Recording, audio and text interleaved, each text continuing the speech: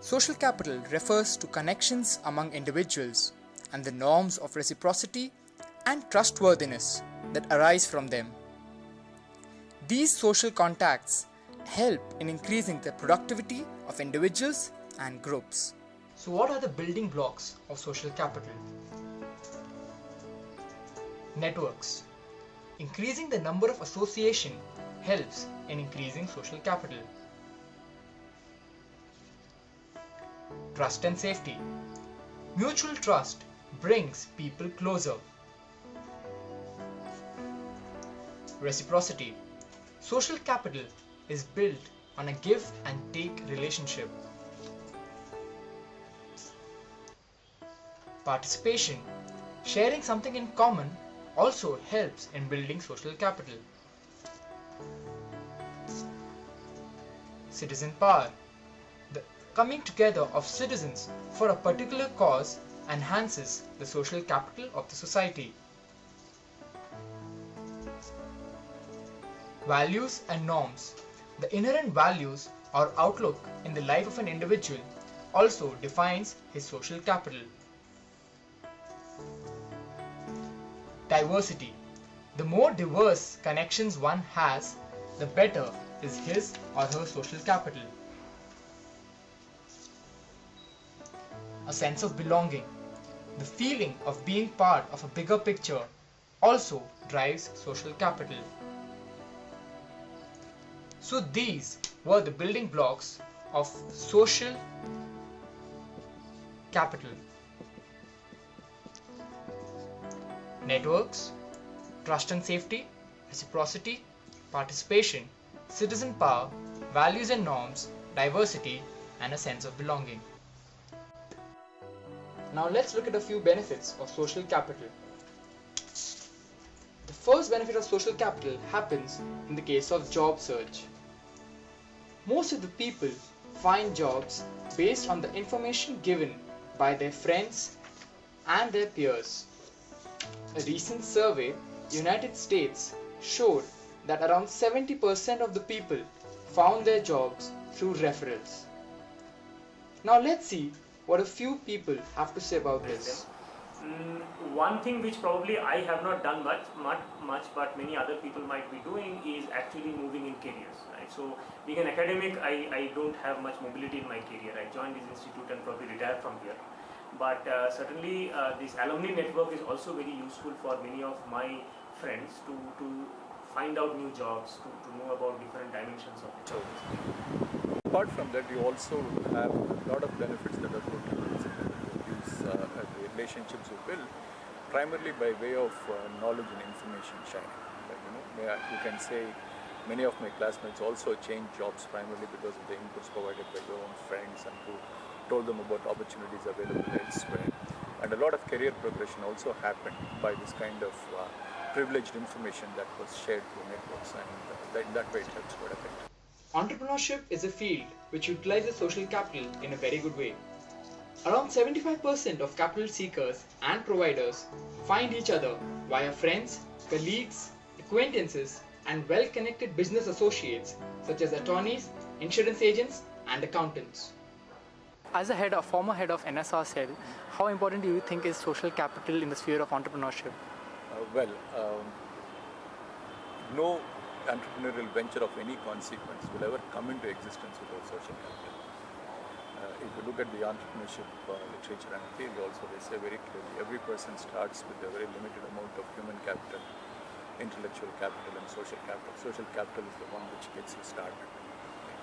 You all know that an entrepreneurial venture is a kind of a story of how to beat the odds and deal with the situation of uncertainty and create something of value. In a kind of way, you can even sort of compare it to a very mythological David versus Goliath kind of a battle. And the only trick David has to sort of tame this monster called Goliath is through social capital. That's the only way you can do it.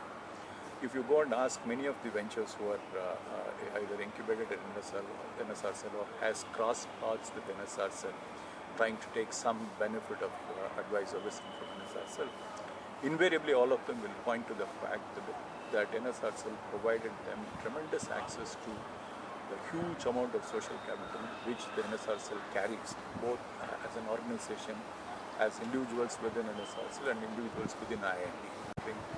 Social capital is also important at the grassroots level. It not only helps in finding better job opportunities, but also provides the people with a sense of belonging. Let's hear it from one of our own mess employees. ಚನ್ನಪಟ್ಟಣದಿಂದ ಬಂದಿದ್ದೀವಿ. ಇಲ್ಲಿ ನಮ್ಮ friend ಒಬ್ಬರು ಸೇರಿಸಿದ್ರು. ನಾವೊಂದು 4 ಜನ ಕರ್ಕೊಂಡು ಸೇರಿಸಿದ್ವಿ.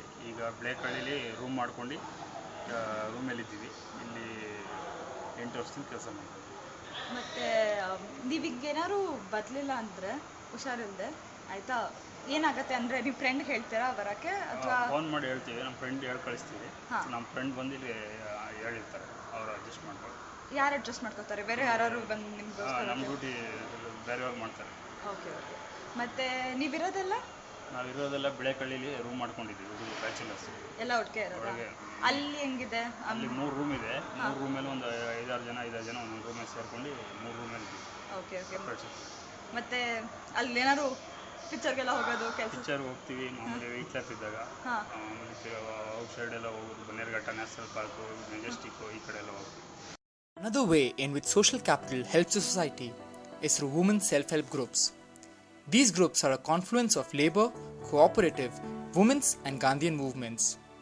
Those women who do not obtain regular salaried employment with welfare benefits, like workers in the organized sector, earn a living through own labor or small businesses.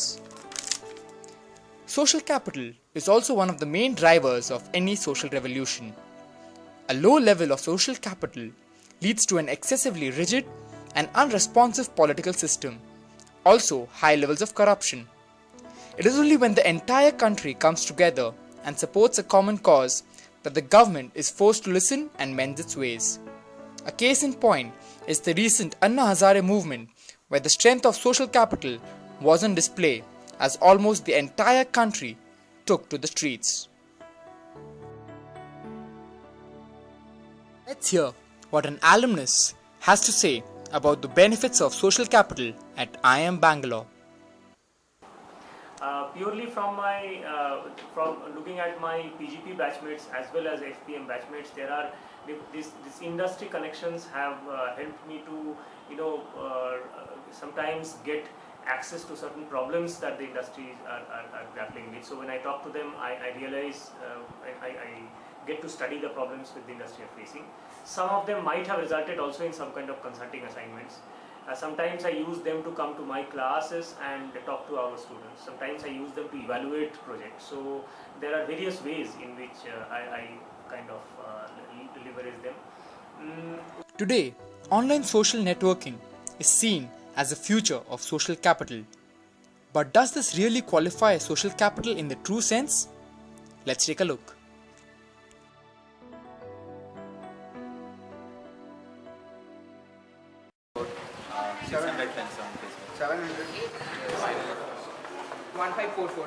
Dude, okay. 500 plus. 1,000. 800. 900. About 1,000? 1,100 people on Facebook. 400, 500?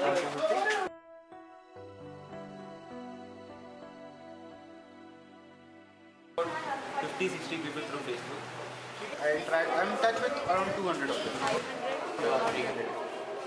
Around 1,400. I don't know more than 50. 50, 60 150. Close to 300. 300. 350? 100. 50, 60. 300.